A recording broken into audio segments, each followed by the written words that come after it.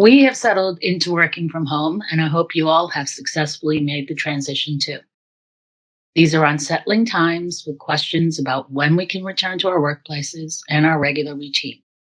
And as we navigate this new normal, it's more important than ever to stay connected, even if it is online. We want to reassure you that we're here to help you, to answer your questions, and share best practices. Today, we're going to focus on a new kind of service page, custom link groups. I'll take you through a short presentation about them, what they are, and how they work, and then I'll turn the microphone over to Michelle Ciccarelli from Quartz. She took part in a pilot program for custom link groups and has built more than 60 of them. She'll talk about why you might want to use them and why not, and the lessons she's learned building these pages. Then it'll be time for your questions. You can ask questions in the Q&A panel during the presentations, and we'll address them afterwards. And then finally, Bob Brown will give you a look at what's new on Mass.gov and what's coming soon, before we give you the microphone again for more questions. So, custom link groups. Let's start with a little context. Why did we build this new kind of service page? Last June, we started having serious discussions about revising the service page content type. We knew from feedback and user testing that constituents had trouble navigating service pages, and many of you had told us that you had trouble organizing content within the constraints of the what would you like to do and what you need to know sections. We were particularly focused on informational services, those pages that had lots of information that triggered the See All link at the bottom of the section. Constituents who did click on a See All link still found it hard to find information, and the links behind that See All link received significantly less traffic than those links on the main service page. We kicked around a lot of ideas, and our UX design team came up with the idea of custom link groups, letting authors and editors group pages under custom headings and exposing more links on the service page itself.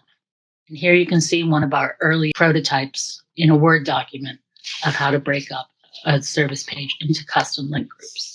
We piloted the custom link group template with several agencies, including Quartz, DEP, and MEMA, and received positive feedback. And so far, more than 80 service pages have been converted to or built using the new template. Here's a comparison of the jury duty service. On the left, you'll see how it used to look, and on the right, you'll see it in the custom link group service page. You notice there's no longer a what you need to know section. There's no buttons, and there's no See All link on the custom link group page. The custom link group page surfaces all the links on the service page, and they're grouped in a way that makes it easy for a constituent to find information. They take people through the different steps they might go through after they get a jury duty summons in a logical way. So custom link groups, you get to choose how the links are organized. Is it a step-by-step process? Are there groups of pages and documents that belong together?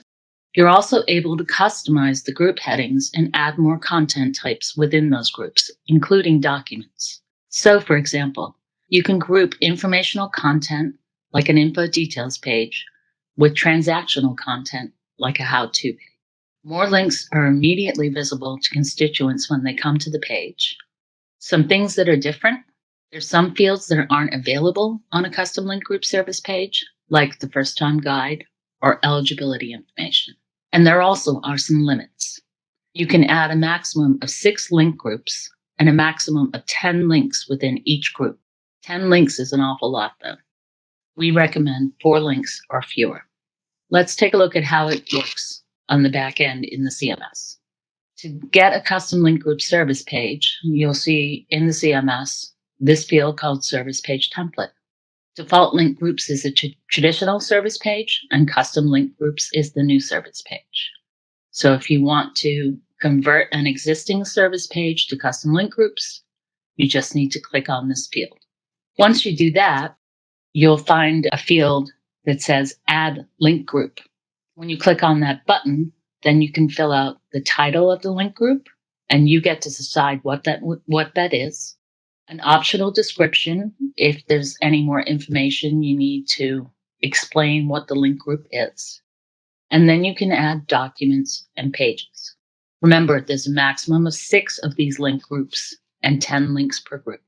And we recommend that if you want to take an existing service page and make it a custom link group service page, that you convert it.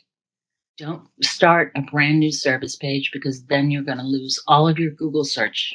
Just take the existing page, click on the button, and then start adding link groups and deleting the traditional fields. Things to keep in mind. Think about the structure and how it should be organized before you start building it. Think about how a constituent would approach this service and how they would expect to find information organized. Keep the group titles concise and clear. Write in the words that constituents use, not in agency jargon. And keep an eye on feedback and analytics. It can tell you if people are having trouble finding information and help you rework content. And just remember, if you include the maximum number of groups or links, if you max it out at that 6 or max it out at 10 links for each thing, the page may be more difficult to navigate on mobile. Now I'm going to hand off to Michelle Ciccarelli, who's a web administrator with the courts. Michelle took part in our pilot program and has converted more than 60 service pages to the custom link group template. She's going to share her experience and lessons learned. And as Fiona mentioned, courts took part in the beta testing with this new subtype. We have over 150 services. So once we realized that the subtype was useful for us, the first thing we did was create a master list of all of our services and then start to sort through to see which ones might be a best fit for a custom links group. So we've kind of come up with some guidelines of services that we thought were a good fit for the group along the way. So as Fiona had mentioned earlier, any service that has enough child pages that you get a see more button is a pretty good fit for this, because then you're able to see all of those child pages on the same page, and you're not relying on your users having to click that see more button. So that was kind of like the first set that we identified. And it's also helpful if you have a service where you have a specific way you want to group your child pages. So here you can see we have an example of our child custody and parenting time service. And it was important for us that our users saw the eligibility information before they saw the how-to page, because we really wanted to make sure people weren't starting that process until they knew they were eligible. And we also wanted to make sure that the people who were filing for child custody or parenting time for the first time had their resources linked together. And then we had a separate area for people who were changing a child custody or parenting time order. So the custom links group was super helpful because now we have our own custom headings and we were able to sort by what users needed to do when they came to that page. Fiona mentioned this as well, but this is also really helpful if you've got a service that has some documents in it. Since in the traditional service page, all your documents are going to be at the bottom, but we have a few services that have things like offense codes, calendars, judicial standards, and there are times when we'd want to group those with some of the HTML pages. So that's been helpful for that as well. And we've also found that there are a few service pages where we needed a little bit more explanation on the service page. So we've also got an example of our District Court Appellate Division service here. And in that service, you start with the appeal process on a how-to page. And then partway through the process, you have to choose what type of appeal you're going to file. So we wanted to be able to explain that on the service page so that users know upfront how that process is going to work. So in addition to finding out which services were a good fit for this, we also found that we don't want to convert all of our services because there are a few where it's better to just leave the service as is.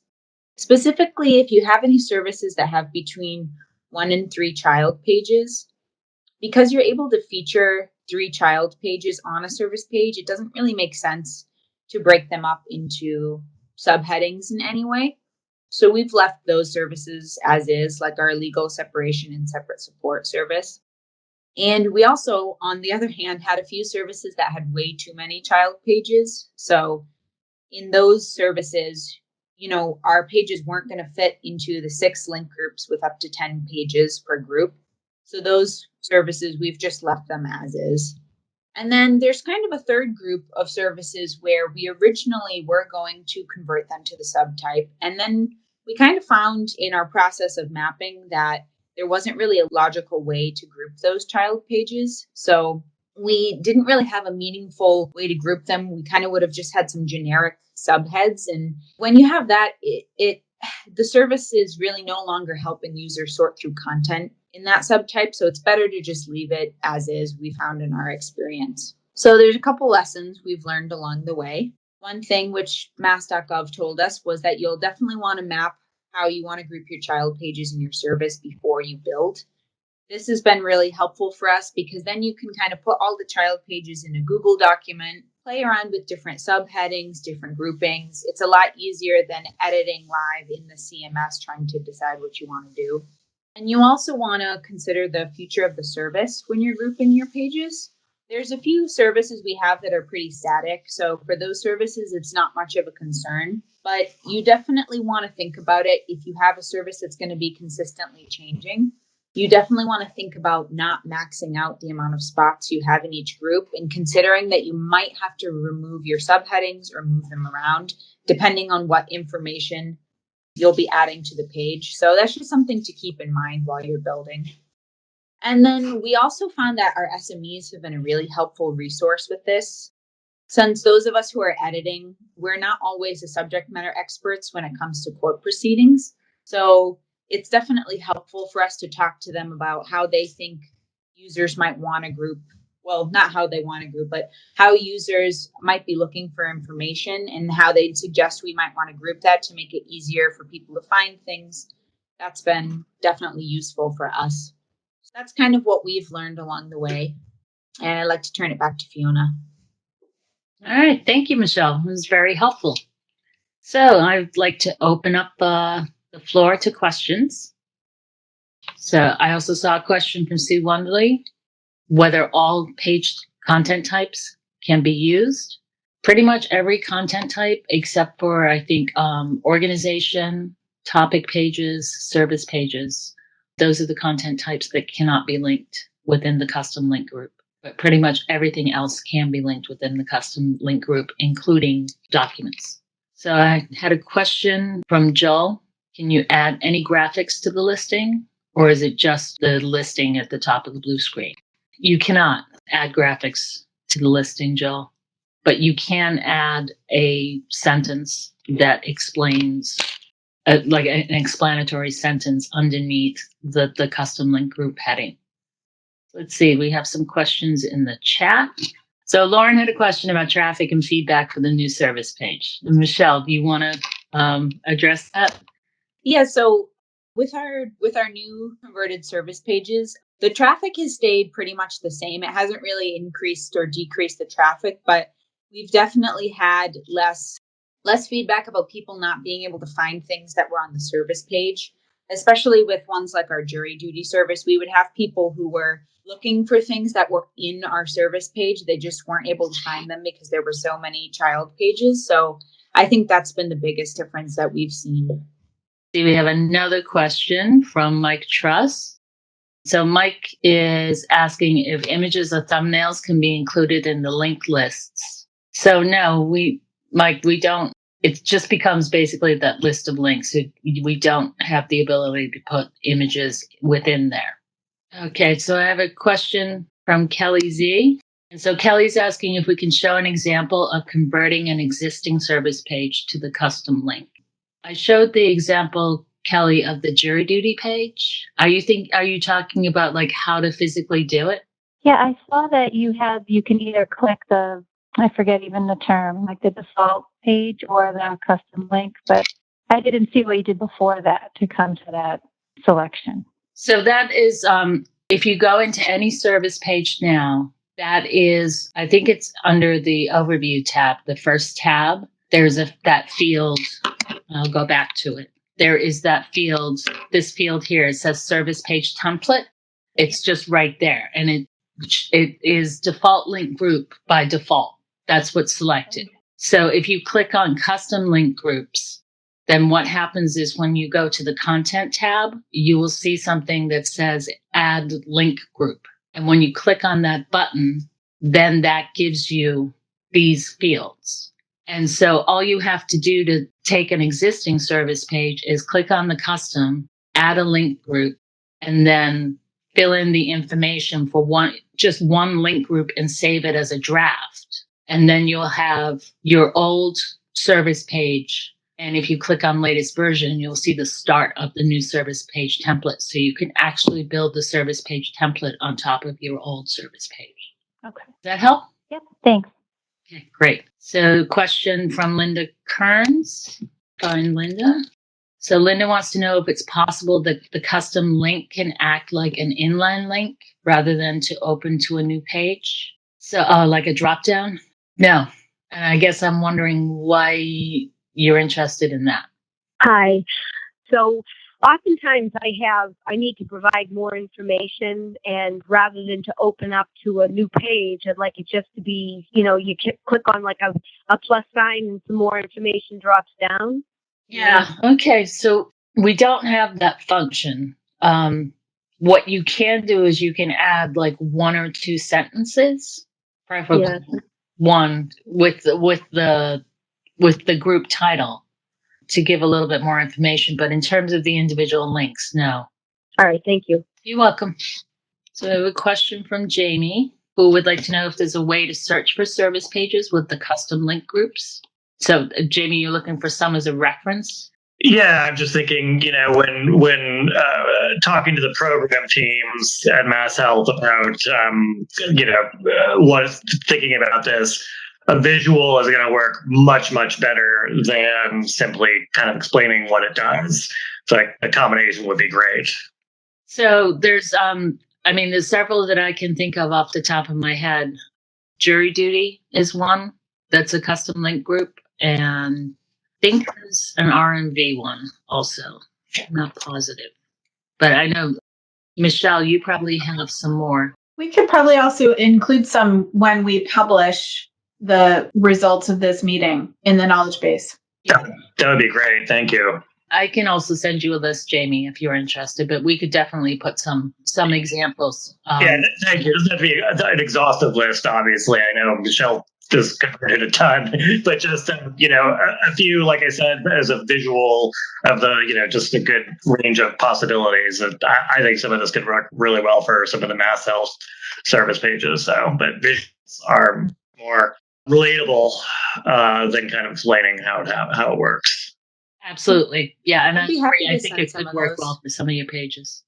Thank you. Does anyone else have any questions?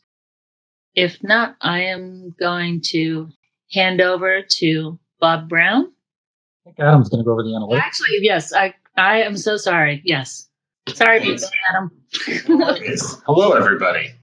I'm going to go to the next slide. Okay, so I'm going to just give a little bit of an update about how COVID-19 has been affecting Mass.gov analytics. These are really top-down numbers, so they may not exactly represent your organization's experience, but the most obvious thing is that we've seen a huge increase in traffic to the site, 3 times more this year than either of the last 2 years. Obviously, some organizations have been much more affected by that, but we're seeing it kind of across the board.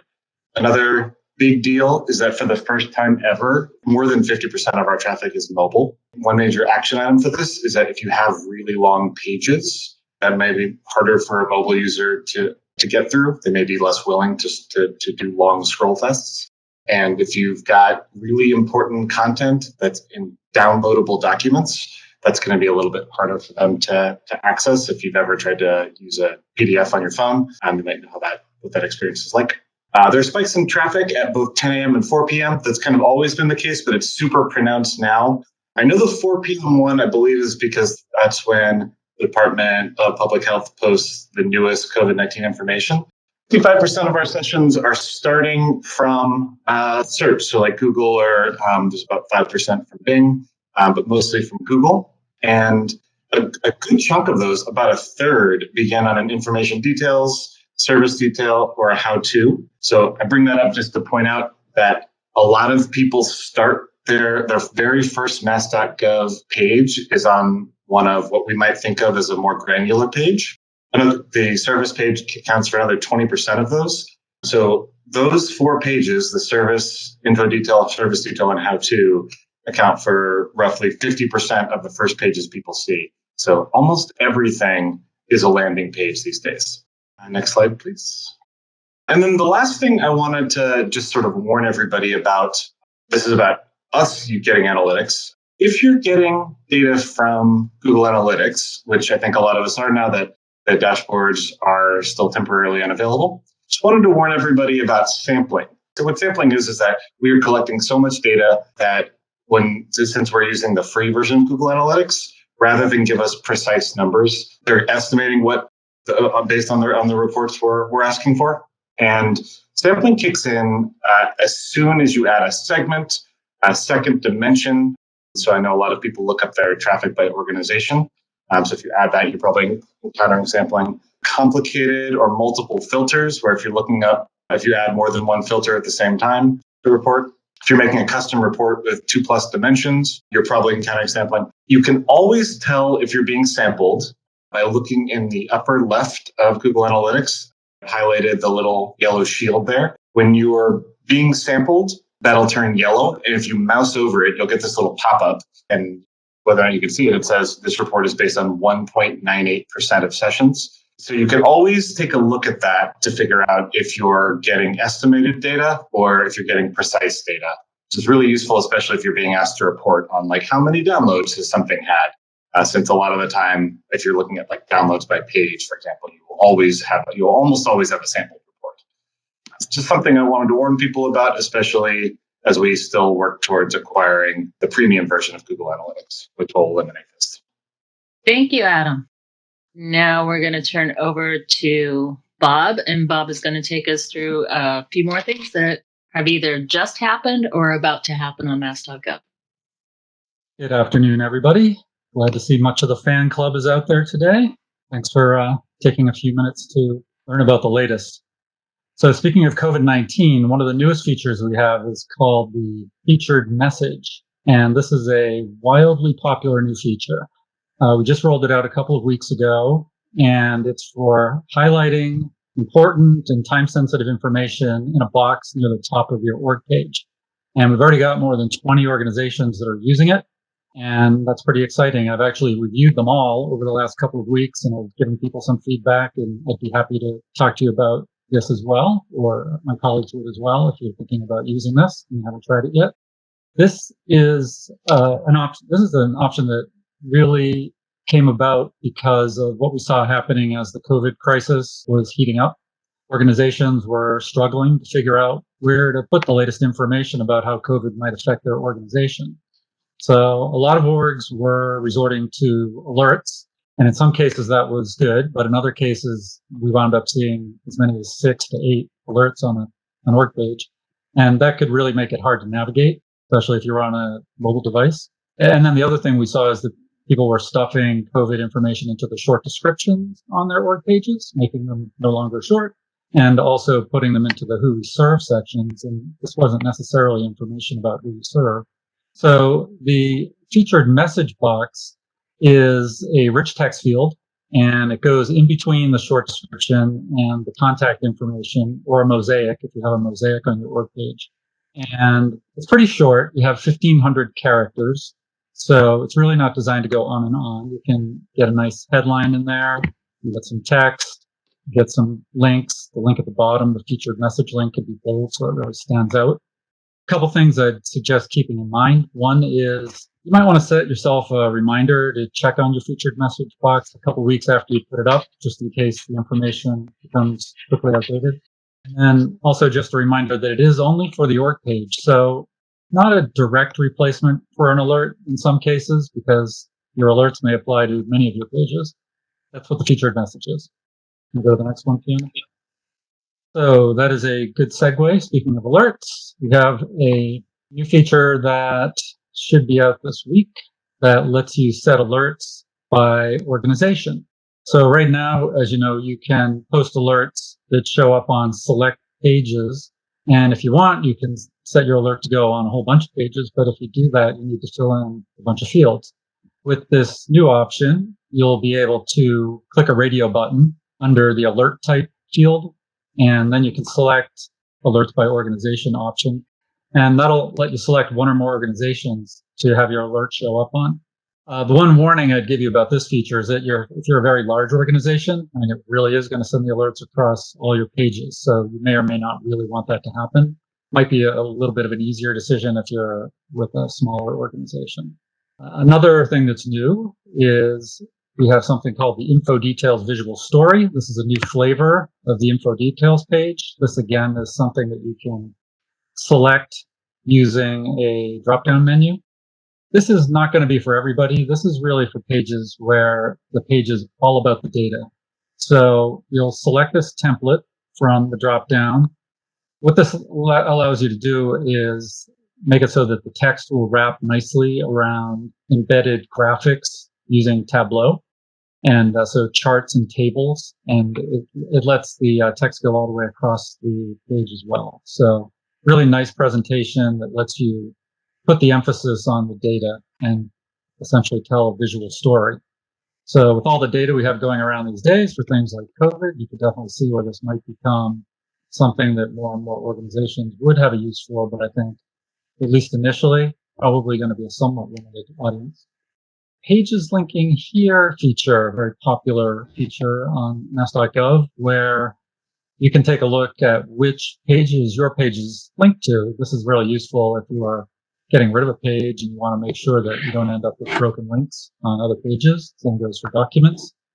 Pages linking here does have some limitations right now, but this is a new feature that will let you take a look at not just which pages your documents or pages are linked from, but also which fields on those pages they're linked from. So it should save you some time when you go over to one of those pages in the CMS and you want to figure out where the link is, and you can just find it right away. One really interesting thing about this feature is that the idea for it actually came from one of the CMS authors. And she had noticed that when she was using pages linking here, that she would sometimes see the same page show up multiple times, so that one of her pages it was suggesting was linked to the same page multiple times, which is true. But now we've cleaned it up so that you'd only see that page in there once, but you'd see which fields on that page that it's linked to. So thanks a lot for the suggestion on that. That should help everybody out. And then the last thing I was going to mention was, and this is coming a little further down the road, but not too far down, we've made some changes to the relationship indicators. So what I'm referring to here are the two links that are at the top of most pages. On the left-hand side, you've got offered by, which is linking to an organization page. On the right-hand side, you have related to, which is linking to the parent page of the page that you're on. We're going to be changing the name of related to part of, which we think better describes the relationship between the two pages. And then we'll be moving that over to the left-hand side of the page. And then we'll be moving offered by to the right side of the page. And the thinking there is that the part of link is actually more important in most cases than the offered by link. And people tend to read the pages from left to right, so they're more likely to notice it.